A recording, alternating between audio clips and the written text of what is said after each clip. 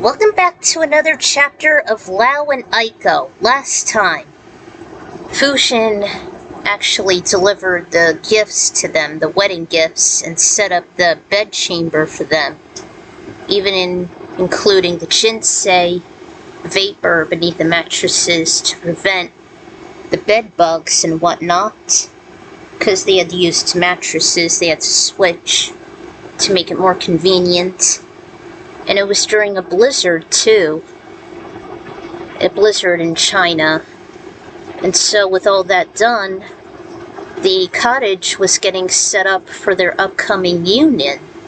And he actually broke the news to Aiko and Kung Lao that she was actually born prematurely within 5 months.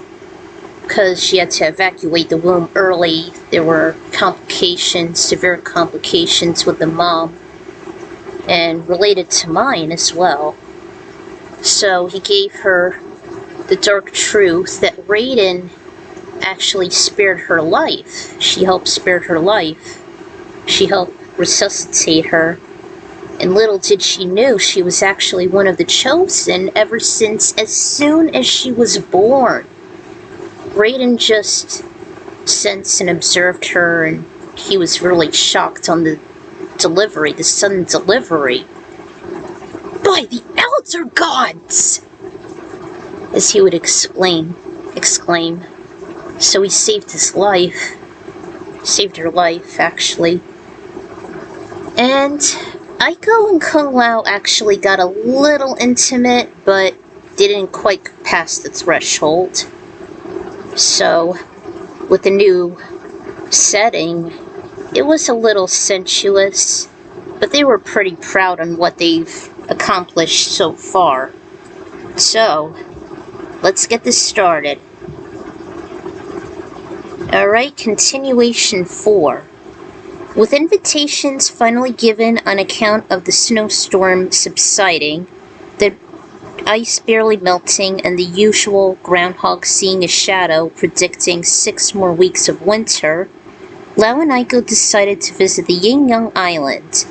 Not only revisiting it, as Aiko admired the rescued capybaras, but there was a snag involving their honeymoon. It turned out that Sindel already gave the Titans the updates, in which he designed the invitations personally as well as payment arrangements. It was easy booking February 14th. Yes, my mother already made the invitations for you, and she made several by hand with assistance from our talented artists, mostly by adding that satin bow and writing in cursive. She handed out a small stack of royal blue cards. She was thrilled to be engrossed in art again after so many eons. Even Chiang loves blue more than her father's red. His father's red. which is true. That mentioned, Lord Liu Kang added, admittedly, that passionate spur of the moment you both had, I was involved in it. That was you? Kung Lao genuinely taken off guard. I thought it was just us. Not from some outside influence. Yeah. When I saw our newlywed bed all red and comforting and everything, my eyes were glued to that large drum the Matoka gave us. And I was just... But I had led you through it. It was dopamine that consumed you both.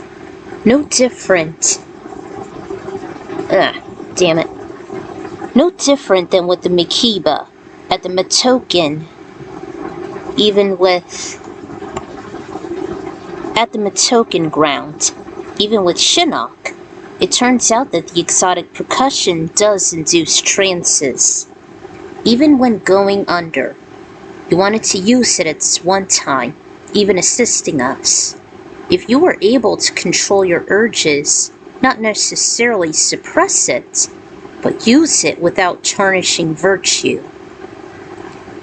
You were testing us? Yes, we both had urges, and due to tension...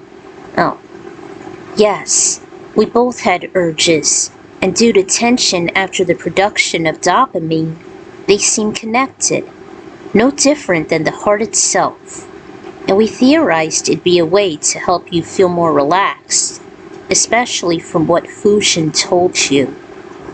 You two are still celibate and abstinent. I even set up the mood, flickering and igniting the lanterns, making the atmosphere feel more tense. And the Matokans have an outstanding style and fashion trends. We even wish for them to join the Shaolin. He went on influencing Lao and Aiko to relax while using the Matoken drum so that they can be more focused about the preparations for their upcoming union. It was also a test of strength, as they never needed to resist that said ritual, but rather how they've used it. They're still pure. They've proven their bond is still strong and mutual. They didn't even touch nor intertwine, which could have broken the Shaolin's sacred vows. He was actually glad they're no longer nervous of the Matoken's customs, yet the Mikiba are still questionable. The Mikiba are a different case entirely, wilder and less civilized than those tribes in Earthrealm. And about the honeymoon itself? Queen Sindel said the first 2 nights are free. However, through the rest of the week, we need to pay for each night.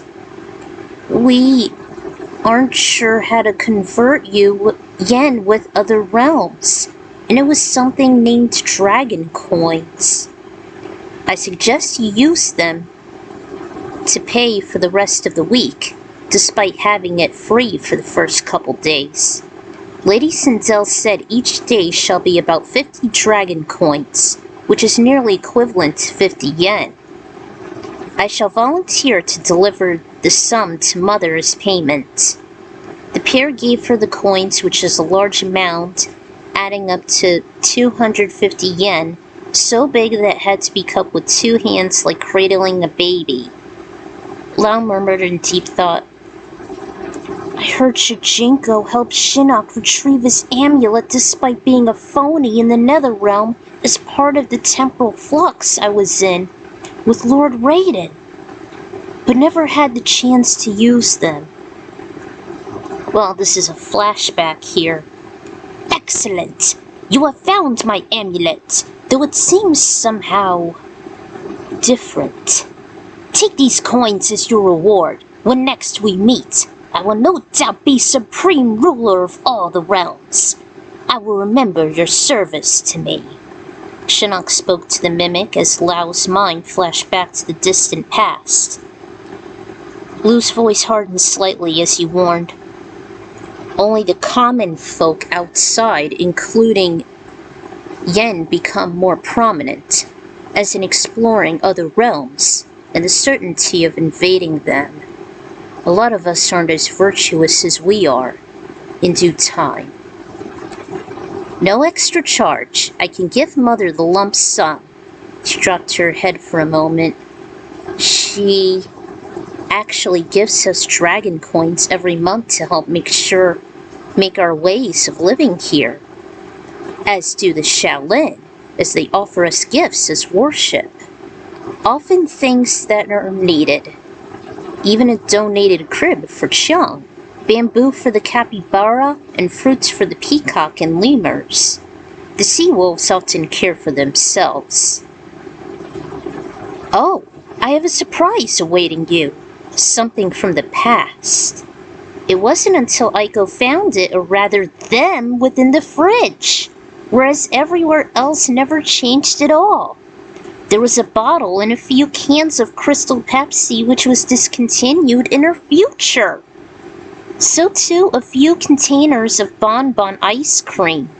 A package of dessert dunkers was also shown, in which she never heard of.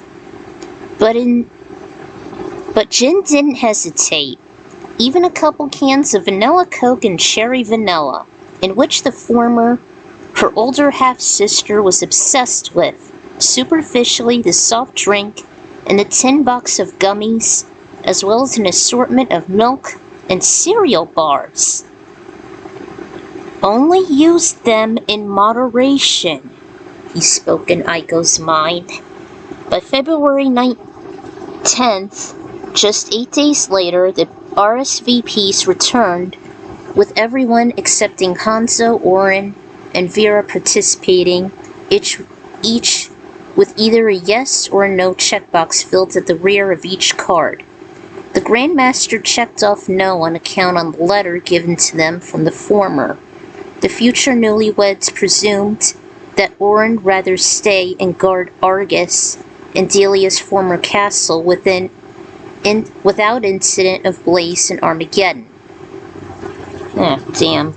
Clock's gonna chime in soon. While Aiko was done restacking with the rejected invitees in a separate pile, she noticed Lao at the corner of her eye. He sat idly still, dropping a little as if in hesitation. He reminisced on how his ancestors and Jen's love fell apart, when Baron kept scolding them to never be together since Lao's Chinese and often rich, adding pressure onto Baron and Jen as they owed a lot of debt to the Black Dragon clan. Then, when he was close to being executed, the cardiokinetic figured, and I thought I was the only one spacing out. What's wrong? Lao looked up. I have a bad feeling. Something might become awry, just as what my ancestor, the great Kung Lao, and Jen went through. We've been through so much, gone so far, and now I feel it fall apart instantaneously. Maybe it's cold fate, but I pray to the gods it won't take a turn for the worst. She was surprised that Lao was now sharing her usual pessimism and anxiety. Whoops. This felt more than just dividing common instincts and triggers from a heart melt, contrary to his usual wittiness and charm. Understanding completely of his angst, she simply bit her tongue and held him close before they and even Jen and Little Guy hit the sack. She silently prayed that not another intrusive force would be afoot during their peaceful 2-year period after Armageddon.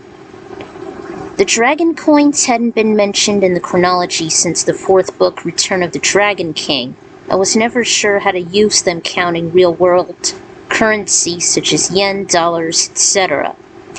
It'd be complicated in how to use money throughout all realms, so I think I'm only going to use them once here.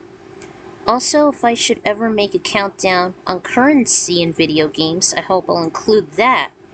Been brainstorming a lot lately, even with my lunar levels. I thought I might give this chapter a very nostalgic twist, counting the Crystal Pepsi, along with listed snacks. I hardly remembered them, not even the clear soda itself. I recalled it was there, then disappeared shortly, but I can't pinpoint what it tastes like. I wish I knew, but my guess could be a hybrid between a Sprite and Pepsi mix. And yes, I looked up that the groundhog did see a shadow in 1999. It was Groundhog Day recently, which piqued my curiosity. Not just the marathon in MK11. Oh wait, there was a marathon, yeah. 616 Entertainment. And I gotta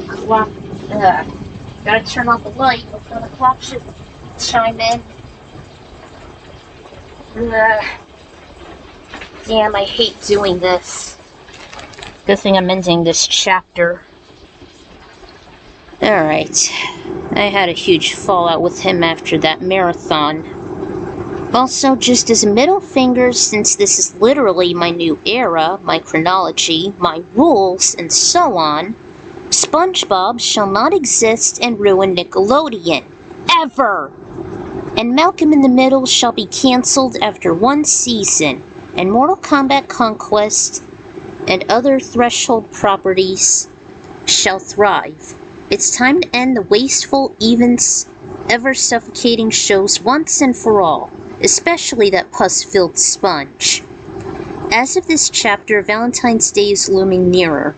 If time permits, maybe I'll have a chapter for that.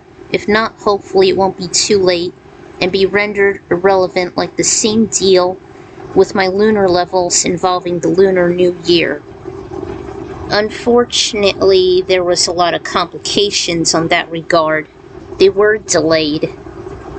But it was still moderately successful, the lunar levels. And then, yeah, I followed up, especially to where I am now. 200 subscribers, baby! Woo! I did get the day I deserved once after I did my favorite water levels. In early July, actually, so it's not too big of a loss.